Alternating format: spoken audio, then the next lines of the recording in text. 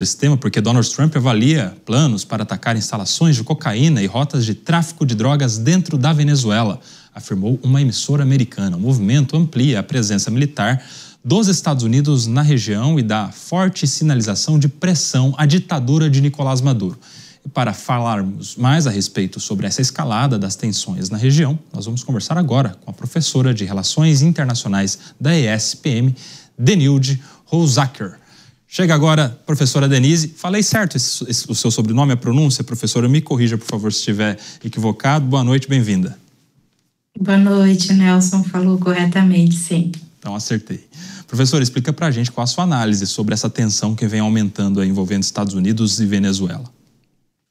Olha, como você colocou, é uma tensão, né? Gera um ambiente de preocupação para todos os países da América Latina, pelo grau de possibilidade de instabilidade que pode gerar, principalmente para os países que fazem fronteira, que é o caso do Brasil, mas também da Colômbia, com a Venezuela.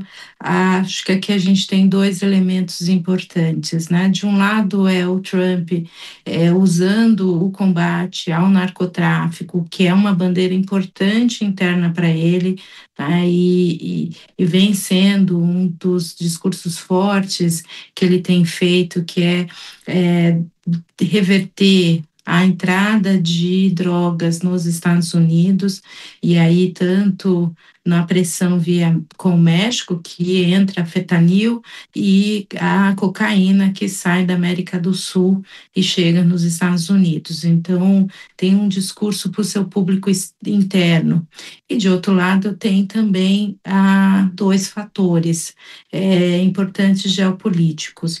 Um que é pressionar um país que tem uma forte aliança com a China e que representa uma visão anti-americana bastante densa, no que é o caso da Venezuela, mas também de outros países. Também por isso essa ação vem não só na Venezuela, mas vem também uma pressão e ações contra o governo colombiano. E, de outro lado, a mudança do regime venezuelano, né? É algo que o Trump tentou no primeiro mandato e que agora é visto como uma necessidade por vários fatores geopolíticos, pela necessidade de acesso, de ter um governo favorável aos Estados Unidos e também pela questão energética, que é acesso ao petróleo venezuelano. Então, essas confluências de elementos fez com que o Trump começasse a ampliar e aí colocar não só uma pressão psicológica, com o aumento da presença militar, mas também atingindo embarcações no Caribe e agora também no Pacífico. Então, um quadro bastante tenso, que a gente não sabe a que medida vai ser de uma intervenção ou apenas de manter essa pressão e gerar uma força interna para a mudança do regime venezuelano. Mas pelo volume, Nelson, de recursos mobilizados, de recursos militares e armamentos que estão sendo mobilizados, fica aí a tensão de qual vai ser o próximo passo, e aí se torna mais próximo uma possível intervenção americana no território de fato, como o Trump vem afirmando. Professora Denilde Rosacker, eu vou trazer agora para a nossa conversa o Diego Tavares, nosso analista, vai te fazer a próxima pergunta. Boa noite, professora Denise, um prazer conversar com a senhora aqui no JJP. Professora, o que representaria para a imagem do Brasil, que se posta como um suposto líder do Sul global, um avanço, uma escalada desse conflito para uma incursão de fato dos Estados Unidos em território americano ou, em última análise, uma derrubada do regime de Nicolás Maduro por parte dos americanos? Qual seria o impacto para a imagem brasileira nesse caso? Boa noite. Eu acho que tem vários impactos aqui, né? Acho que tem uma questão que é uma preocupação do governo brasileiro, porque dependendo de que tipo de ação for feita, o que ela pode gerar de instabilidade numa fronteira que é uma fronteira já bastante complicada para o Brasil, que é a fronteira norte.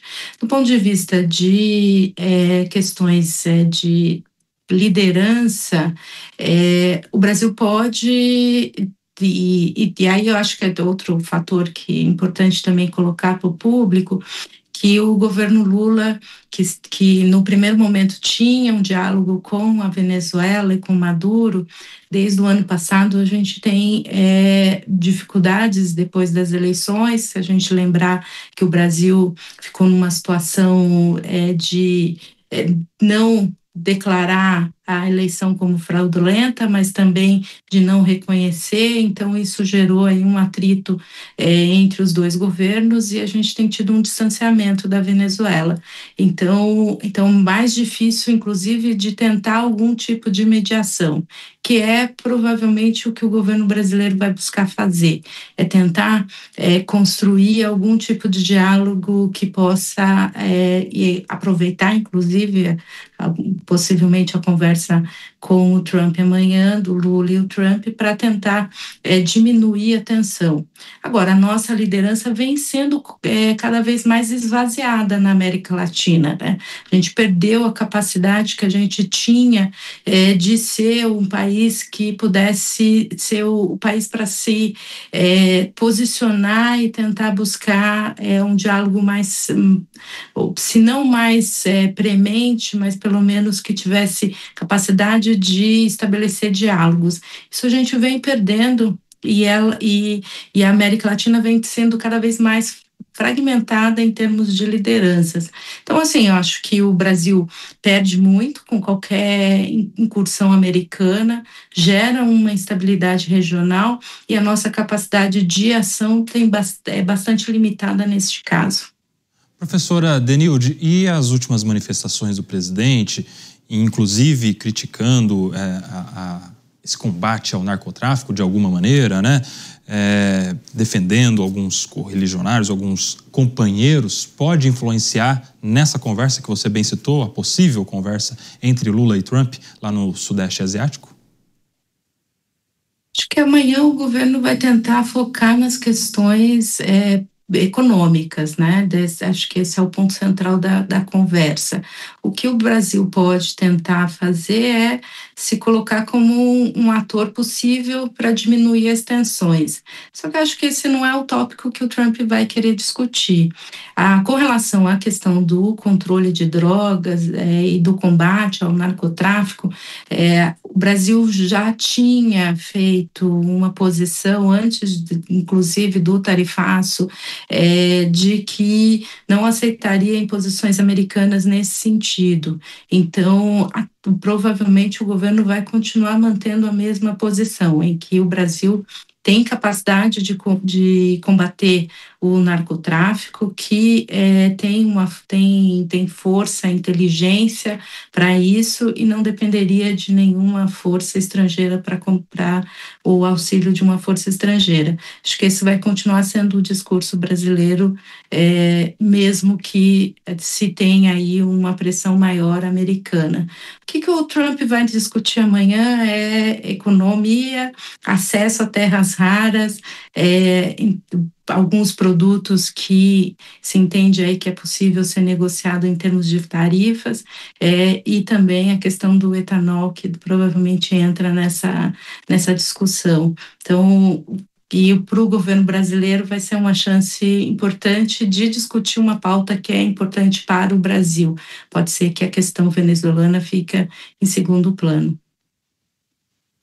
Professora Denilde Roushacker nos ajudou a entender melhor todo o cenário envolvendo aí a possível ação americana, militar americana em território venezuelano, tudo que está sendo discutido nesse assunto todo. Professora, muito obrigado pela sua participação aqui conosco, sempre um prazer te receber.